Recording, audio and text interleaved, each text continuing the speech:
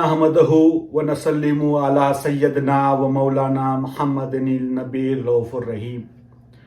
औज़ु बिल्लाहि मिनश शैतानिर रजीम। बिस्मिल्लाहिर रहमानिर रहीम। अम्मा बाद, अस्सलामु अलैकुम व रहमतुल्लाहि व बरकातुहू। तमाम नाज़रीन और सामीन हज़रात, हमारी गुफ्तगू शुरू करने से पहले आइए रसूल अकरम सल्लल्लाहु अलैहि वसल्लम के बारगाह में दरूद शरीफ का नजराना पेश करते हैं और फिर उसके बाद हम हमारी गुफ्तगू शुरू करेंगे। अल्लाहुम्मा सल्ले अला सय्यदना व मौलाना मुहम्मद व अला आले सय्यदना व मौलाना मुहम्मदिन व बारिक वसल्लिम। अस्सलातु वस्सलामु अलैका या रसूलल्लाह, अस्सलातु वस्सलामु अलैका या नबी अल्लाह, अस्सलातु वस्सलामु अलैका या हबीब अल्लाह सल्लल्लाहु अलैहि वसल्लम। तमाम नाजरीन और सामीन हजरात, आज हम अपने बयान में अखलाक के ताल्लुक से कुछ बात करना चाहेंगे, ताकि हमारी ज़िंदगियों में, हमारे मामलात और हमारे अखलाक में हम निखार ला सके।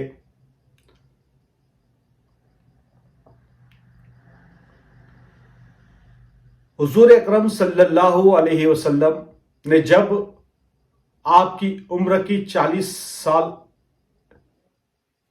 मुकम्मल हो चुके तो आपने नबूवत का ऐलान किया।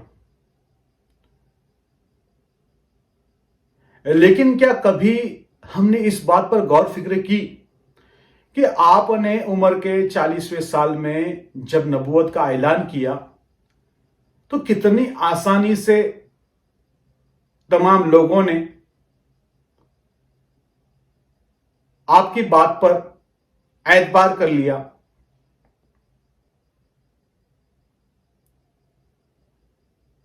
ऐसा क्यों हुआ कि रसूल अकरम सल्लल्लाहु अलैहि वसल्लम ने जब उनके नबी होने की बात लोगों के सामने पेश की तो लोगों ने ये उनकी इस बात को कबूल किया कि बेशक आप सच्चे हो और आपने जो फरमाया वो सच फरमाया। तो इस बात पर गौर फिक्र करने वाली बात है कि ऐसी कौन सी बात थी कि रसूल अकरम सल्लल्लाहु अलैहि वसल्लम ने जब अपने नबूवत का ऐलान किया तो लोगों ने उनकी बात को तस्लीम कर लिया, आपकी बात को हक माना। ज़ायरीन और सामीन हजरात, इसके पीछे की सबसे बड़ी वजह है हुजूर अकरम सल्लल्लाहु अलैहि वसल्लम के अखलाक। नबूवत का ऐलान करने से कुछ वक्त पहले हुजूर अकरम सल्लल्लाहु अलैहि वसल्लम तमाम लोगों के अंदर जलवागर थे। उस वक्त हुजूर अकरम सल्लल्लाहु अलैहि वसल्लम ने उन तमाम लोगों से फरमाया कि आपने मुझे कैसा पाया।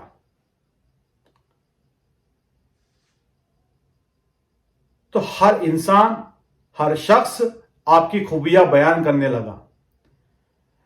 कोई कहता था कि या रसूलल्लाह, हमने आपको सच्चा पाया। किसी ने कहा कि हमने आपको आमीन पाया। किसी ने कहा कि हमने आपको अदलो इंसाफ वाला पाया। किसी ने कहा कि हमने आपको मोहब्बत वाला पाया।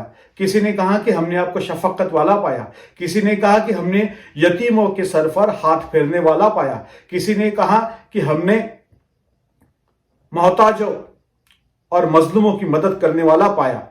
किसी ने कहा कि गुरबा और गरीबों की मदद करने वाला पाया। तो मुख्तलिफ लोगों ने मुख्तलिफ तरीक़ से हुजूर अकरम सल्लल्लाहु अलैहि वसल्लम की खूबियां बयान की। तो पता यह चला कि रसूल अकरम सल्लल्लाहु अलैहि वसल्लम ने अपने उम्र की 40 साल तक पहुंचते पहुंचते लोगों के सामने कोई दीन पेश नहीं किया, ना किसी को कलमे की दावत दी। आपने 40 साल तक لوگوں کے ساتھ حسن اخلاق پیش کیے. جب بھی آپ کے پاس کوئی آتا مدد مانگنے کے لیے تو آپ اس کی مدد فرماتے. آپ کسی کا جھگڑا ہوتے ہوئے دیکھتے تو ان میں صلح کرانے کی کوشش کرتے، ان کا صلح کراتے. آپ جب کسی یتیم کو دیکھتے تو اس یتیم کے سر پر ہاتھ پھیرتے. آپ کے سامنے کوئی اگر مقدمہ آتا تو آپ عدل و انصاف سے کام لیتے. آپ چھوٹے بچوں کے ساتھ محبت اور شفقت کے ساتھ پیش آتے. اسی طرح آپ کا رشتہ داروں، دوست احباب اور اپنے قریبیوں کے ساتھ میں محبت اور شفقت والا معاملہ رہا. تو آپ نے ہر لمحہ، ہر گھڑی، ہر دن، عمر کے 40ویں سال تک آپ نے حسن اخلاق امت کے سامنے اور آپ کے ارد گرد جو لوگ تھے جنہیں آج ہم صحابہ کہتے ہیں ان کے بیچ میں رہ کر حسن اخلاق پیش کیے.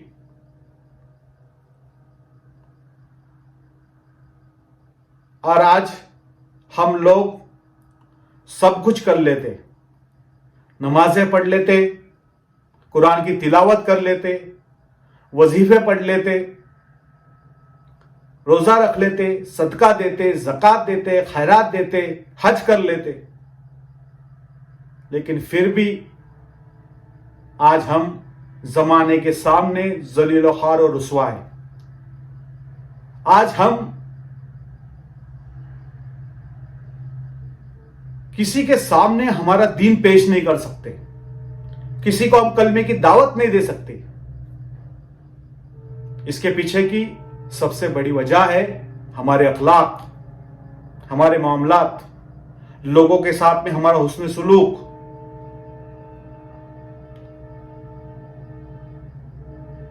چند حدیثوں کو اخلاق کے تعلق سے جو حدیثیں، کچھ چند حدیثیں وہ آپ کے سامنے میں پیش کرنا چاہوں گا. ایک مرتبہ ایک بڑھیا کچھ اپنے سامان کا بوجھ لے کر چل رہی تھی. رسول اکرم صلی اللہ علیہ وسلم نے جب دیکھا کہ ایک بوڑھی عورت ہے اور کافی سارا بوجھ ہے اس کے پاس سامان کا، اور وہ چل رہی ہے اور بڑی مشقتوں سے اپنا بوجھ اٹھا کر چل رہی ہے، تو رسول اکرم صلی اللہ علیہ وسلم اس بڑھیا کے پاس میں گئے اور اس کا کچھ بوجھ اپنے کندھوں پر لے لیا اور اس بڑھیا کے ساتھ میں آپ چلنے لگے. تو وہ بڑھیا نہیں جانتی تھی کہ یہ شخص کون ہے. چونکہ حضور اکرم صلی اللہ علیہ وسلم نے اس بڑھیا کی مدد کی تھی، اس کا بوجھ اپنے کندھوں پر لے لیا تھا، تو بڑھیا نے سوچا کہ کوئی بھلا ہی انسان ہے. تو رسول اکرم صلی اللہ علیہ وسلم سے وہ کہنے لگی کہ تم جو بھی شخص ہو، اللہ تم کو سلامت رکھے، لیکن میں تم کو ایک نصیحت کرنا چاہتی ہوں کہ ایک محمد نامی شخص آیا ہوا ہے اور وہ اپنی باتوں میں لوگوں کو بہلاتا پھسلاتا ہے اور وہ اس کی طرف لوگوں کو کر لیتا ہے. تو اگر تمہیں وہ شخص مل جائے تو ان کی باتوں میں نہ آنا، تم بھلے شخص لگتے ہو. تو رسول اکرم صلی اللہ علیہ وسلم نے جب یہ بات سنی تو آپ غمزدہ ہو گئے اور آپ کے آنکھوں سے آنسو جاری ہونا شروع ہو گئے. جب آپ اس بڑھیا کے مقام پر پہنچ گئے اور وہاں پر اس بڑھیا کا جو بوجھ تھا جو آپ کے کندھوں پر لدا ہوا تھا، وہ بوجھ آپ نے وہاں پر رکھ دیا اور وہ بڑھیا سے اجازت لینی چاہیے، تو بڑھیا کی نظر حضور اکرم صلی اللہ علیہ وسلم کی آنکھوں پر گئی اور کیا دیکھتی ہے کہ حضور اکرم صلی اللہ علیہ وسلم کے آنکھوں سے آنسو جاری ہے. تو بڑھیا کہنے لگی کہ بیٹا کیا ہوا، آپ کیوں رو رہے ہو؟ تو رسول اکرم صلی اللہ علیہ وسلم فرمانے لگے کہ ماں جی، آپ جس محمد کی بات کر رہی تھی صلی اللہ علیہ وسلم، وہ شخص میں ہی ہوں. تو بڑھیا خاموش ہو گئی. کچھ دیر خاموشی کے بعد میں بڑھیا کہنے لگی کہ اگر وہ شخص جس کے بارے میں نے تجھ سے کہا اگر وہ محمد تو ہی ہے تو پھر تو بھی مجھے اپنے کلمے کی اپنے دین کی دعوت دے، میں تیرے ہاتھوں پر ایمان لاتی ہوں۔